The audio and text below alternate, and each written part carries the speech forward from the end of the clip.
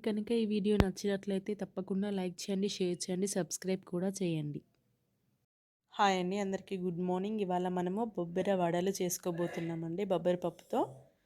దానికి ముందు రోజు నైట్ ఈ బొబ్బెర పప్పు నానబెట్టి పెట్టుకోవాలి. ఇప్పుడు మార్నింగ్ అండి ఇది మనం మిక్సీ పట్టేసుకోవాలి. ఇప్పుడు వడలాగా చేస్తున్నా కాబట్టి కొంచెం మెత్తగా పట్టుకున్నానండి. మామూలుగా కొందరు బరకుగా కూడా ఉంచుకుంటారు, మొత్తం మెత్తగా పేస్ట్ చేసుకోరు.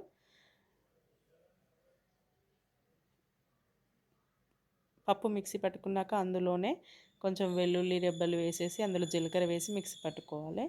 చూడండి, పిండి ఇలా మెత్తగా పేస్ట్ చేసుకున్నాము. దీనిలో కొద్దిగా జీలకర్ర వేసాము, తర్వాత కారం, ఉప్పు,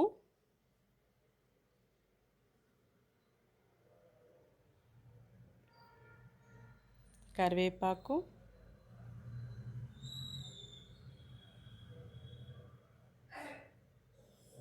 ఇందాక మనం మిక్సీ చేసుకున్న జీలకర్ర వెల్లుల్లి పేస్ట్ అది కూడా వేసేసుకుందాం. మరి మెత్తగా పేస్ట్ ఏమో అవసరం లేదండి. ఇది కూడా అందులో యాడ్ చేసేసుకొని మొత్తం కలుపుకోవాలి.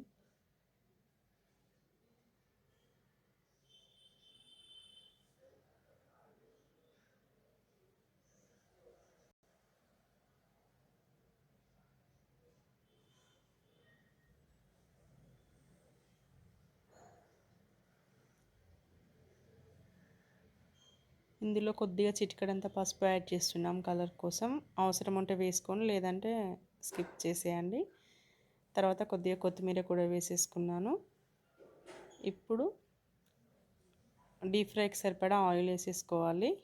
స్టవ్ ఆన్ చేసుకొని గిన్నె పెట్టేసుకున్నాను. ఆయిల్ కూడా వేసుకున్నాను.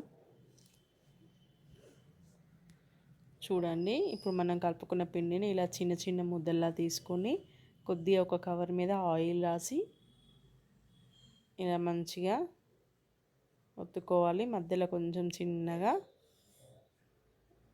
ఇలా పెట్టేసుకోవాలండి, చిన్నగా హోలు. ఇట్లా వేసేసుకోవాలండి. ఆయిల్ కాగింది, ఇట్లా వేసేసుకోవాలి.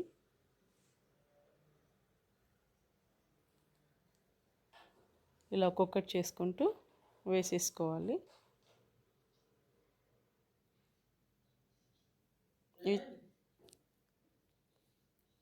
ఇవి చాలా మెత్తగా ఉంటాయండి.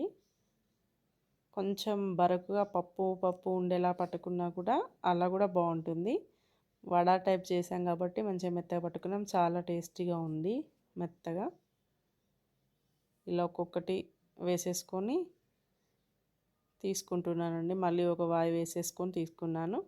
ఇంతే అండి, మనకు ఈజీగా బొబ్బెర పప్పుతో వడలు చేసేసుకోవచ్చు. చూడండి ఎంత బాగా వచ్చాయో. టేస్ట్ కూడా చాలా బాగుందండి.